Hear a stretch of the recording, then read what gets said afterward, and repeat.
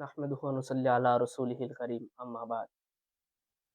রাজনীতিবিদদের চোখে মানুষের রক্ত একটা স্বাভাবিক। কেন স্বাভাবিক বলতেছি? আজকে এই ছাত্র আন্দোলনের ট্যাগ লাগিয়ে শেখ হাসিনাকে আমরা পদত্যাগ করিয়েছে। ছাত্ররাই আমরা করিয়েছি। এর মুখ্য ভূমিকা রেখেছিল ছাত্ররা।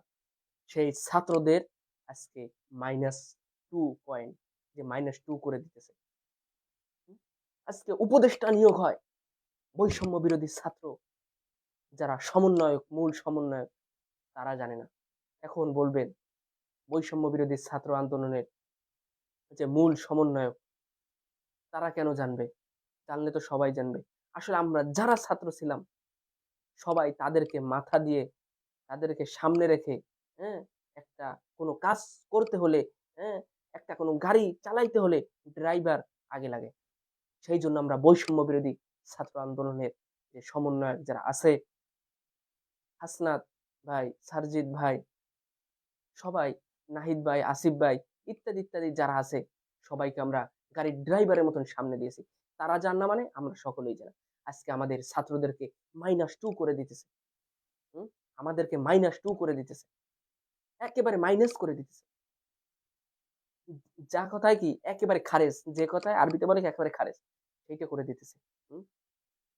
আজকে বঙ্গবন্ধুর ছবি নামানোর কারণে রিজভী বলে, রিজভীর মতন লোক বলে তিনি বিএনপির স্থায়ী কমিটির সভাপতি।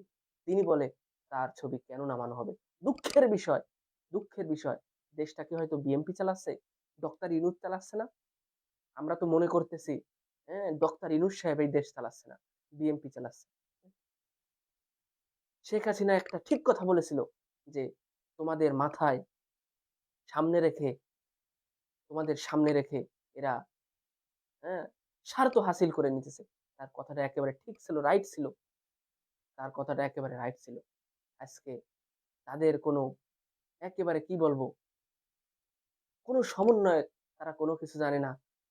আওয়ামী লীগের ফ্যাসিস্টদের, স্বৈরাচারের, মূর্তি পূজাদের, মুজিব পূজাদের ইত্যাদি, ইত্যাদি সকলকে তারা উপদেষ্টা বানায়। কিন্তু উপদেষ্টা বানায় না একজন ভালো যারা তাদের উপদেষ্টা বানায় না। কেন বানাবে না উপদেষ্টা? হ্যাঁ? আজকে দেখেন বিশ্ববিদ্যালয়ে একজন স্যার ছিলেন, হ্যাঁ? যে শিক্ষিত ছিলেন, যে সমকামিতা নিয়ে সেই সময় অনেক বিরোধিতা করেছিলেন, সেই স্যারকে উপদেষ্টা বানায় না। ডিম পাড়ে একটা মুরগিতেই, হ্যাঁ? ডিম খেয়ে যায় আরেকজনে। আজকে নাট্যকারের মতন মানুষ তারা উপদেষ্টা হয়। কিন্তু যারা সামনের ভূমিকায় ছিল তারা উপদেষ্টা হয় না। তারা উপদেষ্টা হয় না। হুম? আজকে দেশ কি বিএনপি চালাচ্ছে? বিএম ডক্টর ইউনূস সাহেবের আপনার কথা বলতে হবে। আপনি যদি কথা না বলেন, হ্যাঁ? আপনি যদি কথা না বলেন তাহলে বুঝা যাবে যে দেশ, হ্যাঁ, আপনি চালাচ্ছেন না। আপনাকে আমরা সামনে দিয়ে আমরা ভুল কাজ করেছি। বাংলায় যেটা বলে গু খাওয়া কাজ করেছি। গ্রাম্য ভাষায় যেটা বলে।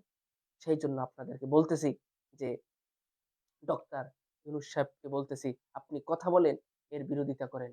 হ্যাঁ? আপনি উপদেষ্টা বানাচ্ছেন।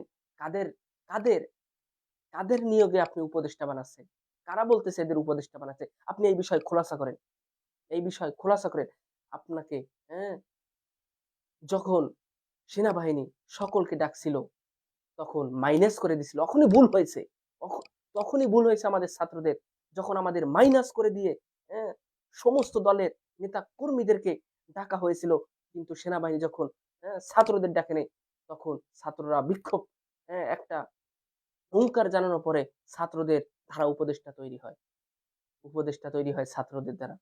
এখন আজকে আমাদের ছাত্রদেরকে মাইনাস করে দিচ্ছে। রিজভীর মতন মানুষ, তিনি কি বলবেন? তেনাকে তো হিরো আলমও বলে। তেনাকে নিয়ে হিরো আলমও গবেষণা করে।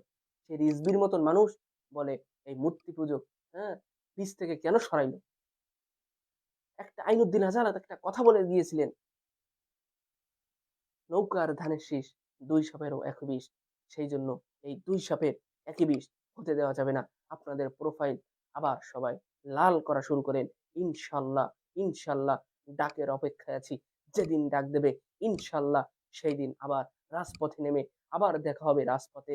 যদি রাজপথে মারা যায় তাহলে দেখা হবে জান্নাতে। আর যদি রাজপথ থেকে ফিরে আসি তাহলে দেখা হবে বাড়িতে।